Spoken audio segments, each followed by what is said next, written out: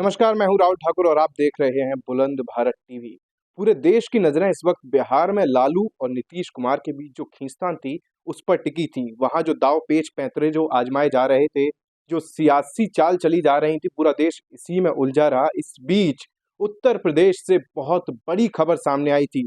जो यहाँ India alliance बना था, जिसमें समाजवादी पार्टी की भूमिका बड़ी भूमिका बताई जा रही थी, वो मूल रूप लेती नजर आ रही है।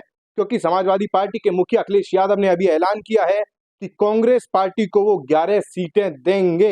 इसका मतलब अगर देखा जाए तो जो 60 और 20 के फॉर्मूले पर जो इंडिया गठबंधन है, उसका जो मूल रूप है वो उत्तर प्रदेश में तय हो चुका है। जो सीट शेयरिंग फॉर्मूला है वो फाइनल हो चुका है, जिसमें 11 सीट अखिलेश यादव ने कांग्रेस पार्टी को दी है। इसके अलावा 7 सीटें आरएलडी यानी जयंत चौधरी को दी गई हैं। इसके अलावा जो बची हुई 2 सीटें हैं वो अखिलेश ने अपने जो बाकी सहयोगी हैं, चाहे वो अपना दल कमेरावादी हों, चाहे वो चंद्रशेखर आजाद हों, उनको भी एक-एक सीटें देकर उनको भी जो जो पूरा बैलेंस है, जो सियासत की जो पूरा समीकरण है, उसको बैलेंस करने की कोशिश की गई है। अब माना जा रहा है कि जल्द ही प्रत्याशियों का चयन हो जाएगा।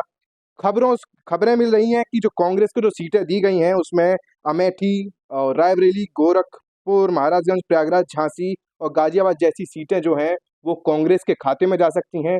इसके अलावा खबरें ये भी हैं कि पश्चिमी यूपी की ज़्यादा से ज़्यादा कई सीटें जयंत चौधरी के जो योद्धा होंगे, उन्हें वहाँ पर मैदान में उतारा जाएगा। इतना ही नहीं, जो चंद्रशेखर को जो सीट दी जानी है, उसको लेकर भी सूत्रों ने दावा ठोका है, सूत्रों ने बताई है, जानकारी दी है कि चंद्रशेखर को भी पश्चिमी यूपी की किसी एक लोकसभा सीट पर मैदान में उतारा जाएगा।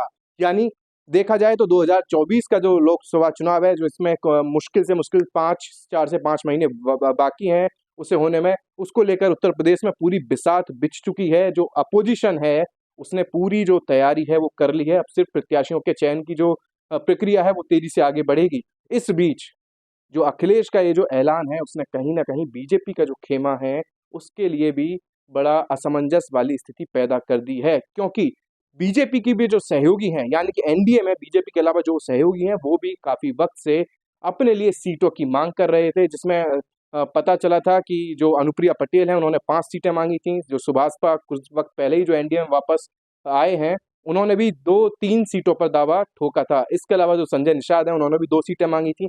तो देखा जाए तो अब कहीं न कहीं ये जो विपक्ष ने जो अपोज़िशन का जो अलायंस है, उसकी ये फैसले के बाद, उसके जो सीट शेयरिंग का फैसले के बाद कहीं न कहीं अब एनडीए में भी थोड़ा असमंजस की स्थिति और जो प्रेशर पॉलिटिक्स है, वो तय है। अब सबकी नज़रें मायावती पर टिकी हैं, जो कि पहले ही ऐलान कर चुकी हैं, वो अकेले ही चुनावी मैदान में उतरेंगी। अब देखना होगा कि उत्तर प्रदेश की सियासत में किस तरह कदम-कदम पर, पल-पल पर जो सियासत है, उसकी दिशा बदलेगी। बिहार के बाद अब सबकी नज़रें धीरे-धीरे उत्तर प्रदेश पर टिकना तय है, क्योंकि उत्तर प्रदेश देश का सबसे बड़ा सूबा ही नहीं, बल्कि सबसे ज़्यादा लोकसभा सीटों वाला राज्य भी है। यहाँ बीजेपी ने मिशन 80 यानी कि सारी की सारी लोकसभा सीटों को जीतने का लक्ष्य रखा है, तो वहीं अखिलेश ने साफ कर दिया है कि इंडिया और पीडीए की रणनीति के तहत हम बीजेपी को मात देंगे।